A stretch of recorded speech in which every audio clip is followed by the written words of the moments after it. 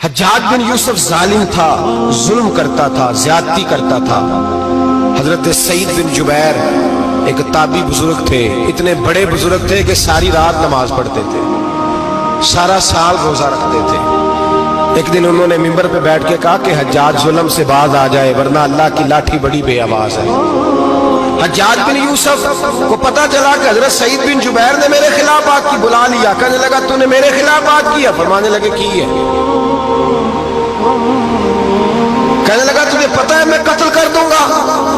آپ فرمانے لگے نہ تو زندگی کا مالک ہے نہ موت کا مالک ہے، تو کیسے قتل کر؟ کہنے لگا تجھے پتا ہے میرا؟ فرمایا میں نے تجھے نہیں، میں نے تو کئی شداد، کئی حماد، کئی قارون، کئی فرعون، کئی نمرود دیکھے، کئیوں کی داستانیں سنی، تو کون ہے؟ تو چھوٹا سا ہے۔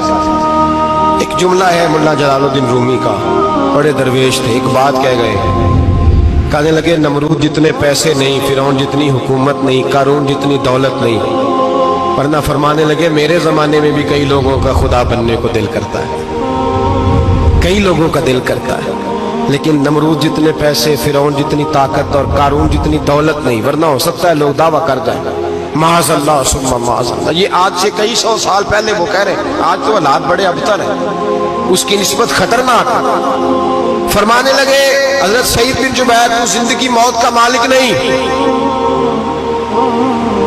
کہنے لگا پکڑو، قتل کرو اسے، لے جاؤ۔ جب پکڑ کر کھینچ کر لے جا رہے تھے نا تو حضرت سعید بن جبیر مسکرانے لگے۔ ظالم کے سامنے مسکرائے تو اس کو بڑا غصہ آیا، یہ میرا مذاق اڑاتا ہے؟ بلا لیا، ادھر آؤ، کیوں مسکرا رہے ہو، کیا ہوا؟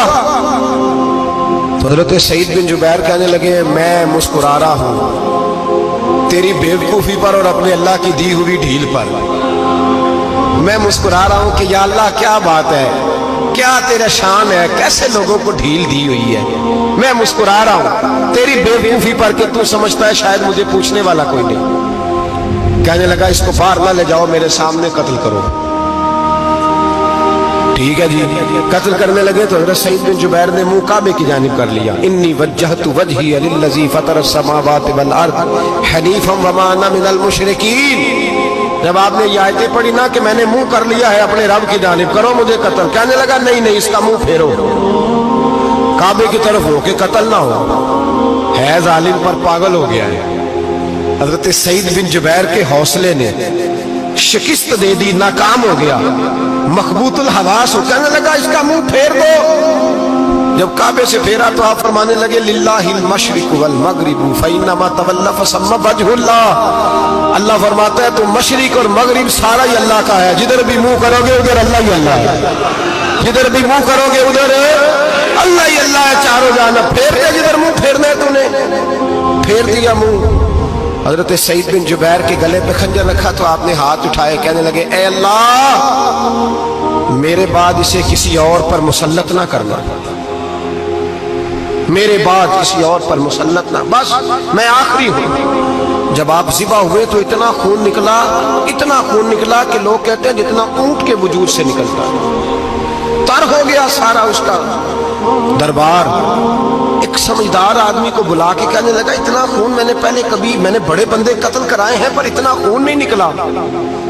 تو وہ کہنے لگے لوگ مر جاتے ہیں، مرتے وقت ڈر جاتے ہیں، سہم جاتے ہیں، خون سکڑ جاتا ہے، لگتا ہے یہ شخص جب دنیا سے گیا ہے تو ڈٹ کے گیا ہے، یہ ڈٹ کے گیا ہے دنیا سے۔ حجاج بن یوسف رات کو سویا تو تڑپ کے اٹھا، کیا ہوا؟ گھر والے کہنے لگے کیا ہوا؟ کہنے لگے سعید بن جبیر خواب میں آیا اور کہتے ہیں اٹھ مجھے بتا تو نے مجھے کیوں قتل کیا، بتا بتا کیوں مارا۔ اگلی رات پھر سویا تو وہی خواب، پھر سویا تو وہی خواب۔ گناہ نفسیاتی مریض بنا دیتا ہے، ظلم تجھے مخبوط الحواس کر دیتا ہے۔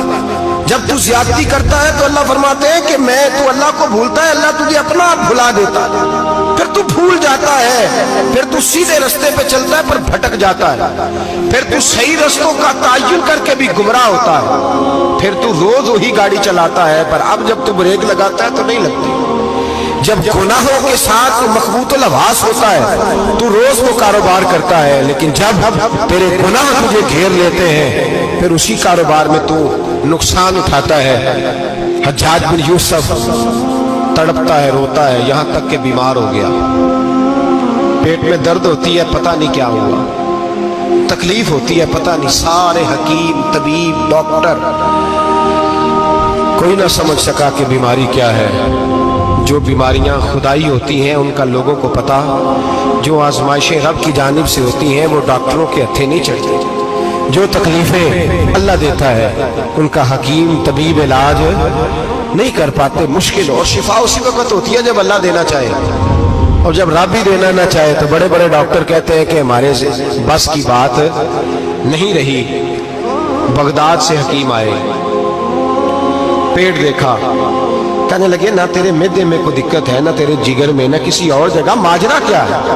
ایک آخری علاج ہے، آخری، وہ کیا؟ گوشت کا چھوٹا سا ٹکڑا دھاگے کے ساتھ باندھ کے منہ میں ڈالا، اور پھر ایک باریک سا تنکا لے کے اس کو اندر ڈالنے لگے گلے میں۔ وہ گوشت کا ٹکڑا جب حلق کے اندر اتر گیا، اس حکیم نے واپس کھینچا تو کیسے ایسی بدبو آئی جیسی کبھی سونگھی نہ تھی، جانور، کیڑے مکوڑے لگے ہوئے باہر نکلے، اور جب دیکھا تو جتنے محل میں لوگ بیٹھے تھے چلاتے ہوئے نکل گئے کہ یہ کیا مصیبتیں ہیں۔